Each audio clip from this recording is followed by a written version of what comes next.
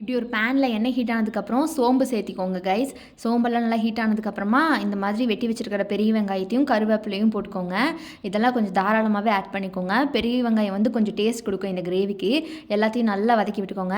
பெரிய வெங்காயம் இந்த வதக்கல் கிரேவிக்கு எவ்வளோக்கு எவ்வளோ வதங்கி போகுதோ அவ்வளோ டேஸ்ட்டு அப்படின்னு அம்மா சொன்னாங்க.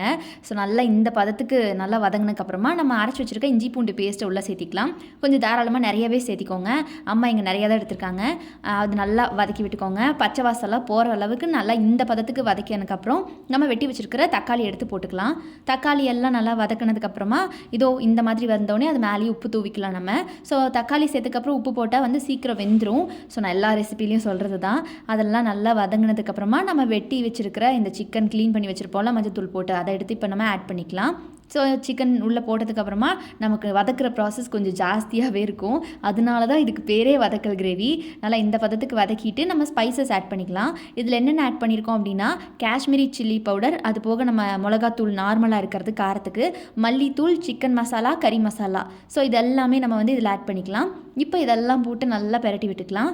இந்த மாதிரி வந்து வதக்குன்னு வதக்கிட்டே இருக்கணும், கை விடாமல். கொஞ்சம் கையெல்லாம் வலி எடுத்துரும். ஸோ அந்தளவுக்கு நம்ம வதக்கிட்டே இருக்கணும். இப்போ தெரியுதா ஏன் சிக்கன் வதக்கல் கிரேவின்னு பேர் வச்சுருக்கோன்னு? நல்லா சிக்கன் வந்து இந்த பதத்துக்கு வந்தோடனே பார்த்திங்கன்னா தேவையான அளவுக்கு தண்ணி வந்து இதில் ஆட் பண்ணிக்கலாம். ஸோ இந்த மாதிரி சிக்கன் எவ்வளோக்கு எவ்வளோ ஆட் பண்ணுறீங்களோ அதுக்கு பார்த்து தண்ணி ஊற்றிக்கோங்க. அதுக்கப்புறம் இந்த மாதிரி மறுபடியும் வதக்குன்னு வதக்க வேண்டியது தான். இந்த மாதிரி நம்ம வந்து மூடியே போடாமல் இப்படி கொதிக்க விடணும். நல்லா இந்த மாதிரி கொதி வரும்போது பார்த்திங்கன்னா இப்படி பச்சை மிளகாய் நம்ம வந்து விதையெல்லாம் எடுத்துகிட்டு இப்படி கட் பண்ணி ஆட் பண்ணிக்கலாம்.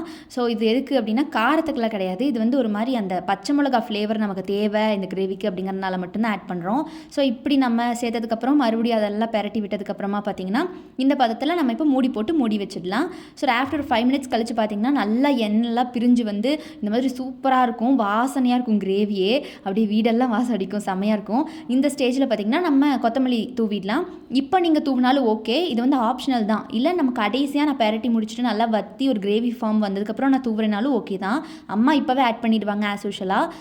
அது வந்து நம்மளோட இஷ்டம் தான், எப்படி வேணால் ஆட் பண்ணிக்கலாம். இந்த பதத்தில் அம்மா மறுபடியும் மூடி போட்டு மூடி வச்சு அதுக்கப்புறம் கடைசியில் பெரட்டி எடுத்தாங்கன்னா இப்படி ஒரு சிக்கன் வதக்கல் கிரேவி ரெடி கைஸ். சூப்பராக இருக்கும்.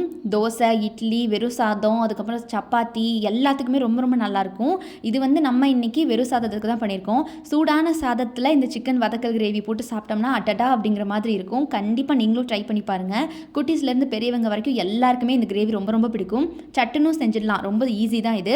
மறக்காமல் நீங்களும் இந்த கிரேவியை செஞ்சு பார்த்துட்டு உங்களுடைய கமெண்ட்ஸ் என்கிட்ட சொல்லுங்கள் கைஸ்.